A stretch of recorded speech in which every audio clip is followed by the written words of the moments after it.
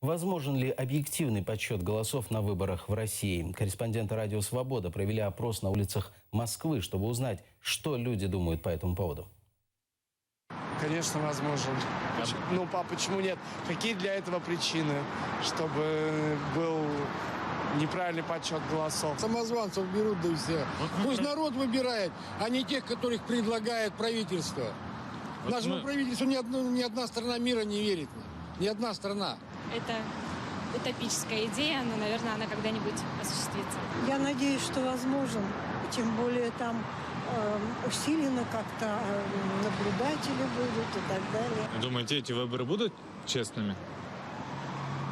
Я думаю, эти нет. Потому что это долгий процесс. Возможен, в принципе, если люди этого захотят.